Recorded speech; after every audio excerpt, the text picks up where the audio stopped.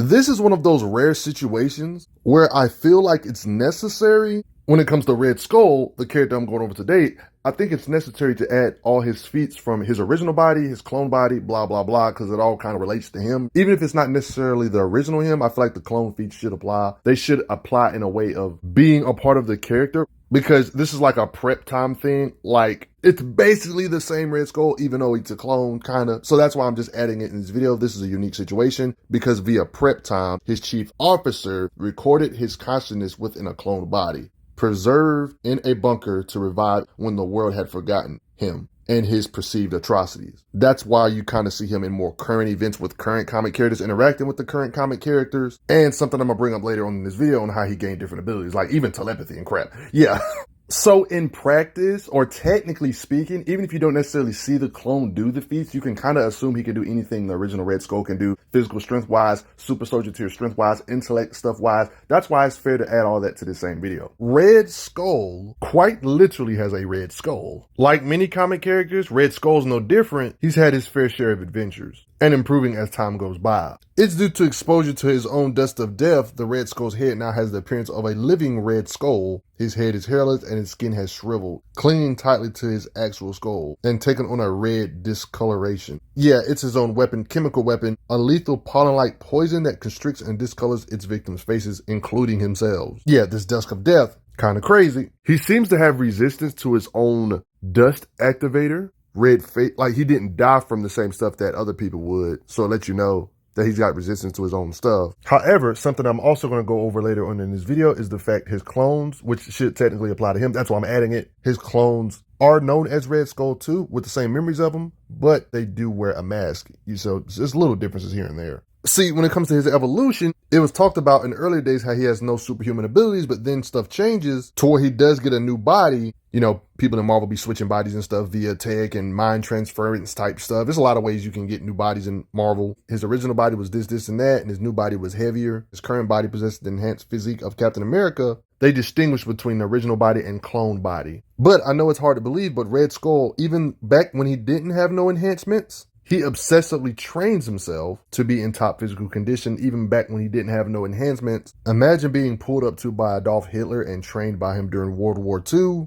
He wanted him to be a frightening face, but he got a clone body eventually, you know. And yeah, it is confirmed that his clone body that he resides in replicates the effects of the super soldier serum. So yeah, if you see Red Skull do superhuman stuff, it's because he literally is a super soldier. The movies basically just show him using guns and weapons all the time, but he can actually throw hands. Red Skull himself even remarks on how he's a good marksman. There's plenty of evidence to back this stuff up. We see him use different weapons like bows and arrows. Similar to Captain America, he actually has experience using his very own shield and other weapons to show his combat paralysis. Him and his armies have drilled and trained for more than 2 decades. The Red Skull even talks about how the Red Skull was acknowledged as a master of hand-to-hand combat. And it seems like comic scans back this up, where you literally see him without no gun, completely shirtless, boxing it out with skilled fighters, kicks, punches, and everything. Technique. We've seen him slugfested with some of the best hand-to-hand combatants in Marvel, stuff you're going to see throughout this video. Red Skull is the type of guy where he would just sit down in a chair, like, and literally talk to you face to face, like how he did to Captain America here about his own origin.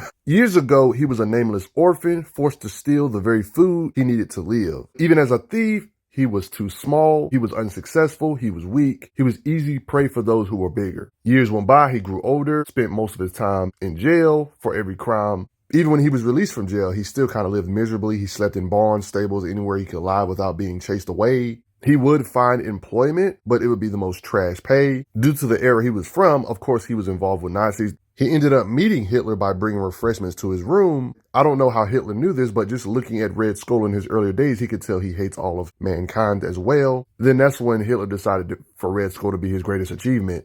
He shall make a perfect Nazi. That's when he was given the uniform of a stormtrooper, drilled, trained, taught day and night. Hitler wanted him to become evil personified. That's where the idea of the Red Skull came, that he wanted him to wear an outfit that would bring fear. And that's when the Red Skull came to be. It was a mask at first, but it eventually his skull actually became red. Hitler pretty much put him through resolve tests to see if he was up for the task of being evil incarnate. And pretty much all else is history. Whenever there was some people that opposed him, he would lead the charge, shoot him up, blah, blah, blah. He was second in power only to Hitler.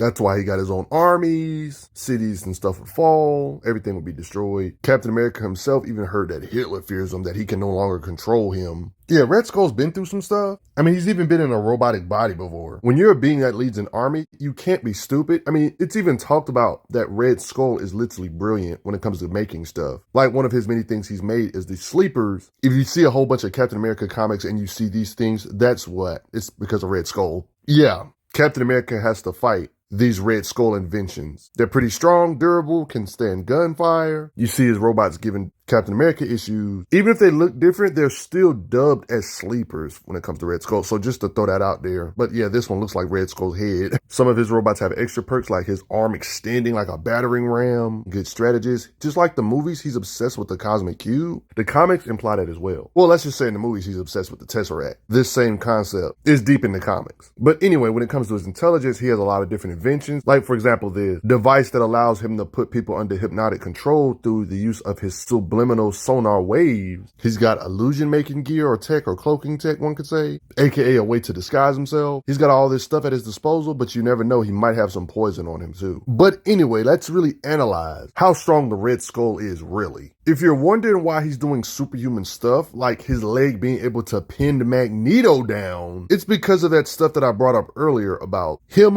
quite literally being a super soldier tier because his body got transferred into an enhanced physique similar to Captain America's, aka being as strong as Captain America via clone body. And even if he didn't have this, you know how Marvel characters are. Even if you don't have super soldier serum, they somehow can do superhuman stuff. Look at Hawkeye. You know what I mean? He literally has a body that duplicates the effects of the super soldier serum, like I already mentioned. So when you see him do stuff in this video that don't really make that much sense, that's why. In a weird way, logically speaking, the best way to get an understanding of his true strength, even if he lacks the actual showings, is to kind of get an idea of what Captain America can do. Like, he's literally his arch rival. So first of all, there's clear implications that super soldiers can easily lift 1,000+ pounds. You can argue 2,000 if you want to assume this is 1,000 on each side. And he does this for reps. If you know anything about weightlifting, people do reps. It's not their max. Nobody works out with their max weight. Obviously, this isn't his max. You guys remember U.S. Agent, a guy that's very similar to Captain America. A lot of people think he's the only super soldier tier that can press 10 tons, but there's implications that not just him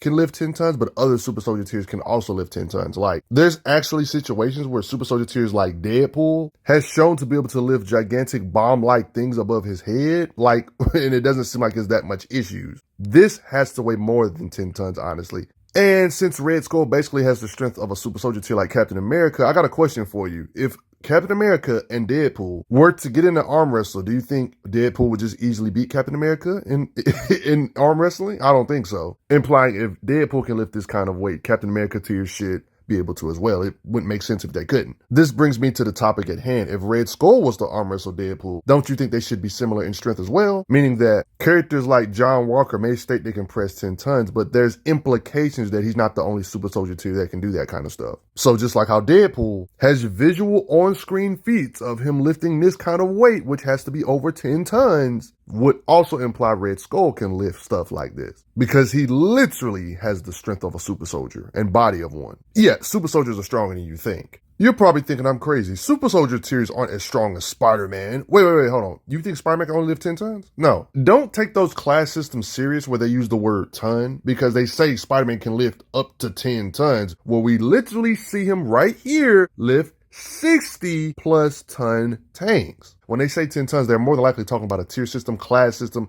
They don't mean actually literally ton. He's lifted way more weight than this before. I mean, we've seen him flick 10-ton train carts with a freaking finger, guys. So yeah, Spider-Man, yeah, I'm not saying he's necessarily as strong as Spider-Man physically. Just like many characters, the handbooks kind of oversimplify how strong these characters are, saying they can only lift up to 10 tons, where we've clearly seen them do more. When those handbooks say a super soldier can only lift 1 ton, yeah, that's kind of an oversimplification. Unless you're one of those people that think Deadpool's 18 times stronger than Captain America, I don't think you believe that, do you? Just like Deadpool shouldn't be 50 or 100 times stronger than Red Skull. They should be somewhere more or less in the same ballpark of raw muscle. You know, when I'm talking about Super Soldier Red Skull. So now that you know Super Soldier tiers are astronomically stronger than you originally thought, I mean, we've seen Red Skull literally ball up his fist and use hands. I mean, in this particular situation, he literally kicked Dr. Doom backwards. And if you're one of those people that think, no, there's nobody Super Soldier tiers are this strong, well, think about it for a second. You remember Captain America, somebody he should technically be in the same ballpark of raw muscle with.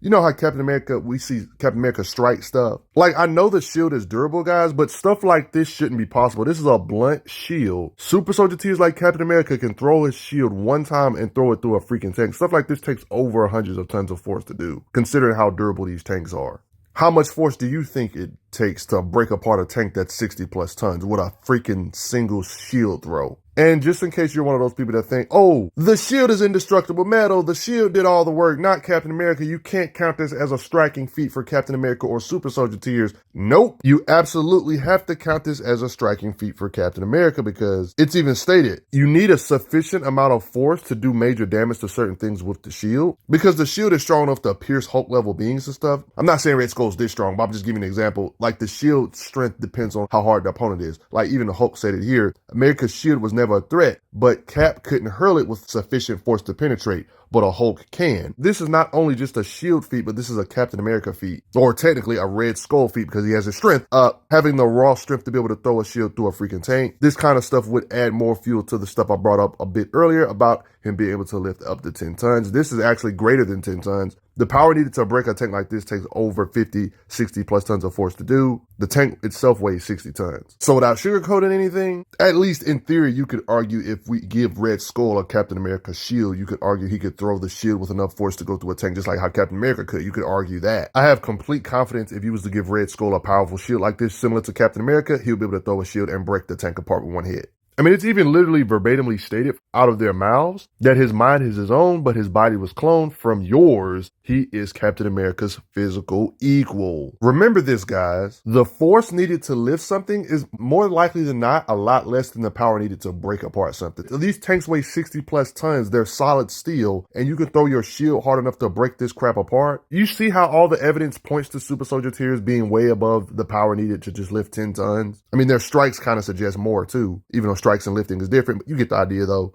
I mean, you guys remember Captain America's buddy? You know, the guy known as Bucky, who would later become the Winter Soldier. Somebody else who we would all agree that is in the super soldier ranges when it comes to strength, at least, right? We've seen him box it out with a bare super soldier-ish being and actually get the win on this bare mutant super soldier-esque being. This wasn't necessarily Red Skull's feat. I'm just giving you an idea of super soldiers in general. Like, this being bare minimally can lift 15 plus tons. You know how they always say they can lift up to 15 tons? This is more than likely just a bare minimum. Like, this shouldn't be taken as their absolute max, because I've already talked about how the ton system is like inconsistent, but this is what super soldier tiers face against. I mean, you know the Red Skull can punch hard, just like the other super soldier tiers. When you literally see him punch and damage these super soldier tiers, giving them a tough fight, hang with them in strength, and this is also a skill feat to be able to hang with them as well. Even though most handbooks agree that Captain America has the edge in hand-to-hand skill, Red Skull isn't too bad himself. I mean, look who he's hitting. Beings like Spider-Man, literally kicking beings like Black Panther, and even hitting him so hard he breaks the stool while launching him. There's plenty of scans of him hitting Captain America and making him kind of dizzy.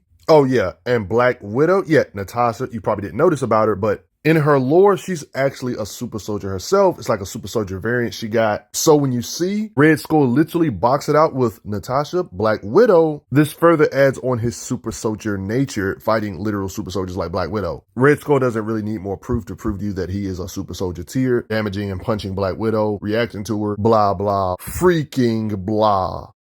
I would like to add actually get the upper hand over such a super soldier. So you know Red Skull's a beast, showing he doesn't need to rely on weapons. He can use straight hands. But of course he does have weapons here and there, gear, battle suits that kind of aid him though. I mean, we even seen him get in a no weapons fight with, you can argue, one of the strongest super soldier tiers in Marvel history, like Kingpin. Like, he's ridiculously strong for no reason. Apparently, he's not even on no serum or nothing. But we literally seen Red Skull spar with this guy because Red Skull wanted to put his physical might to the true physical test. But I gotta acknowledge, though, I would think that Kingpin is actually stronger, you know, because Kingpin is just built different. Despite him using battle IQ and the fact that he's a super soldier-ish type being, Kingpin was just too much. So yeah, he is a very strong super soldier tier, but that doesn't mean he's unbeatable. But yeah, there's nothing wrong with losing to Kingpin. Kingpin's kind of built different. This dude Kingpin be giving super soldiers like Captain America issues as well, to the point where Captain America is about to black out. So there's literally nothing wrong with Red Skull losing to Kingpin. Kingpin has really did real damage to super soldier tiers consistently. So it's obvious that Red Skull can hit like a freight train, but part of the reason he could hit hard is because of this thing known as combat speed. Like, If a character can throw their fist really fast, that adds more weight to their punching power. If somebody can add more speed to their punches have more weight behind it. It hurts more. You know what I mean? You can make an argument this is part of the reason why Red Skull can hit real hard. His reflexes and just his fist can move real fast. We literally saw him dodge a hammer throw from Thor, Mjolnir, dodging it. I'm talking about blaster bolts. We've seen him dodge, like this Stingray. People with guns have a hard time hitting him. Like, before Nick Fury can get a chance to pull out his gun, Red Skull has the speed to shoot him first, shoot the gun out of his hand, showing marksmanship and fighting speed. I mean, just for the fact that super soldiers can't just blitz him, that kind of lets you know his combat speed off default. Captain America or super soldiers can literally see faster than normal humans, process images faster than normal humans, and he is Captain America's equal, physical equal. Probably talking about combat speed too, not just strength or punching power. A being like Electro literally blasted Captain America, and he was able to put his shield in front of his face in time before the lightning got to him. Red Skull has combat speed similar to Captain America. Red Skull, Captain America, super soldier tiers can react to lightning fast stuff. I mean, when characters that have precognition, and is one of the toughest beings to hit, known as Spider-Man, call Red Skull fast and is surprised about how fast he could be. Spider-Man has avoided lasers and had to compete with beings that have the speed of light on their side, and yet they have issues tagging and messing up Spider-Man. And yet, this same guy Spider-Man calls Red Skull fast, and he's faced against beings like the Living Laser, the Light Master, and dodges his attacks. That's why Spider-Man saying somebody's fast is impressive. Yeah. By default, Red Skull would have to be above supersonic speeds, combat speed-wise, by a massive margin. I mean, how the heck do you perceive this when freaking speedsters are blitzing him, and he's able to react to the blitz, and the speedster says, "Your speed, how?" That's how you know he has combat speed. Let's not talk about some of the stuff Quicksilver has done, like light speed stuff,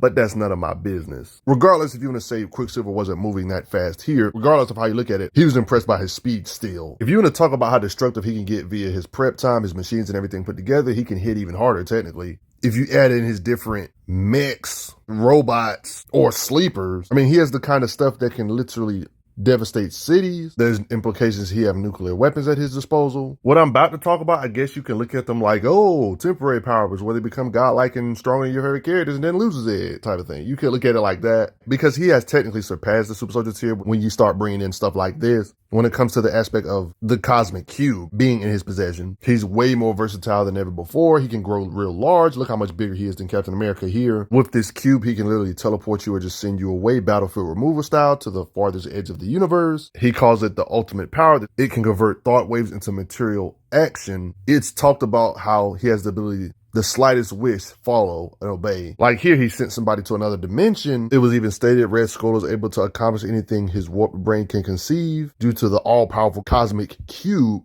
which he now possesses. The universe itself must bend to my wishes, so as long as I hold the Cosmic Cube, my every wish, my every command must instantly be obeyed. That's what Red Skull said. That he was talking about how he can instantly rule the world by just giving everybody orders, and they have to listen, saying he has the ability to transform every human into a literal fighting machine to do battle for the Red Skull. Then he'll have them create a whole bunch of invincible weapons, endless number with matchless power. You can almost look at it like he was like unbeatable right here, but the only thing that limited or beat himself is himself, because he should have just erased him out of existence, but he says that'll be too easy. So like every villain, he leaves the character alive, or he could have just erased him from everybody's memories, but he said that's too easy, so he didn't. Like anyway, he can just create artificial beings for Captain America to fight, to kind of toy with him. Red Skull can even control him like a puppet. The Cosmic Cube gave him power to survive without oxygen. The Cosmic Cube can be used to swap bodies with beings. He made himself have a suit of golden armor, a mightier version of King Arthur. With raw blast power, there's implications that he could easily level the entire island, nuclear bomb status, based on the Cosmic Cube.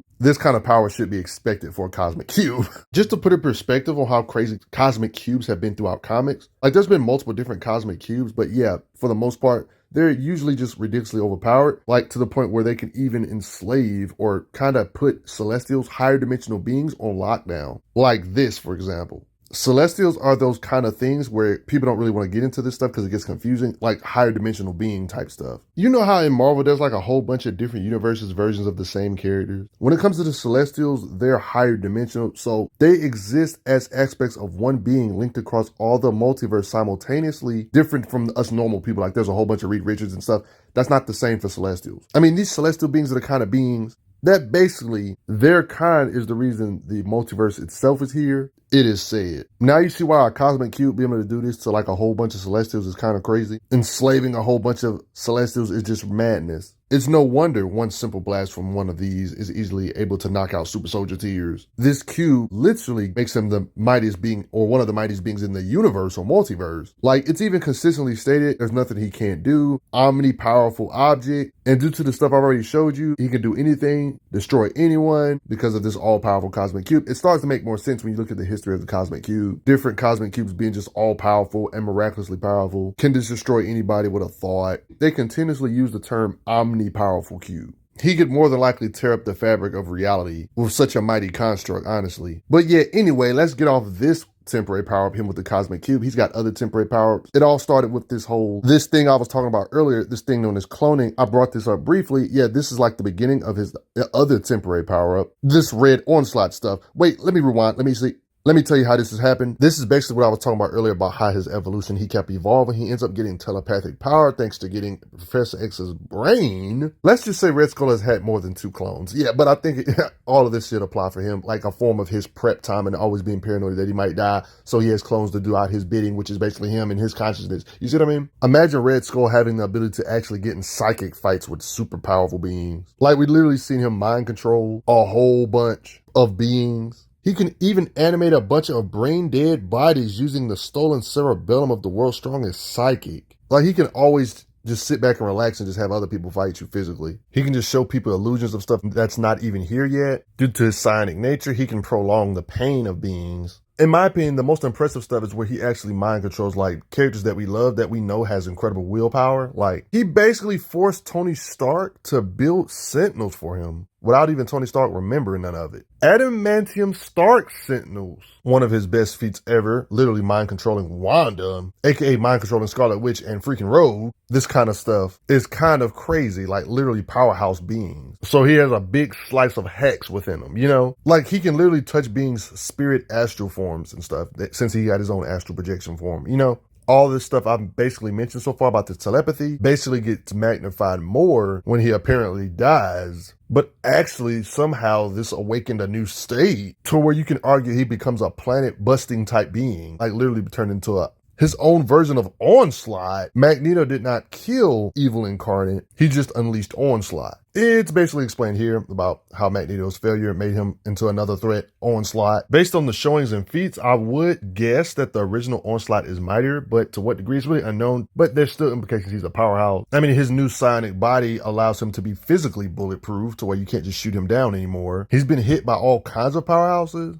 Blast from Magneto. All these beings are so many times above planet-shattering level. He's taking attacks from these type of beings. There is implications they can damage him, like Wonder Man tears, like Rogue that has Wonder Man's power literally drilled through his skull, but it's implied he can heal a lot faster. This didn't take him out. He's getting hit by attacks from Havoc and Cyclops. Powerhouses like Colossus literally hit him. Invisible Woman. So even though Red Onslaught in this state doesn't have any super duper flashy physical feats like the other Onslaught did, like slugfesting with powerhouses and stuff, with his fists, his durability would suggest that he's still physically a powerhouse, even though he specializes in psionic or psychic type stuff. And I wouldn't be surprised if he technically could planet shatter like the rest of the powerhouses that he's literally getting hit by. Planet shattering is not even that big of a deal.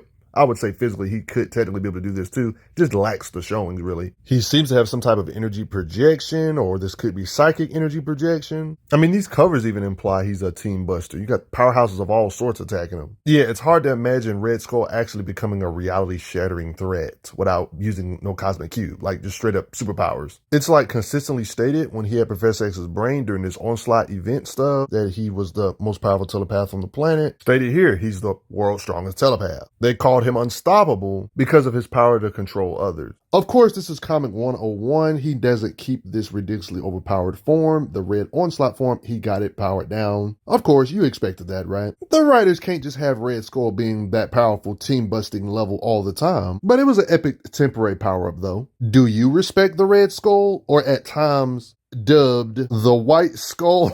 This is one of those rare characters where I feel like all his clone feats and the main Red Skull should apply for each other. The whole point of the clone was to keep the idea of Red Skull alive. So I just think they fit, adding both the feats of the original Red Skull and the clone feats in one video. At the end of the day, it's all just Red Skull. What do you guys think? Do you think it's crazy that Red Skull keeps finding a way to preserve himself? That's what happens when your backup plans have backup plans. Like, share, subscribe. Thanks for the donations, y'all. Red Skull.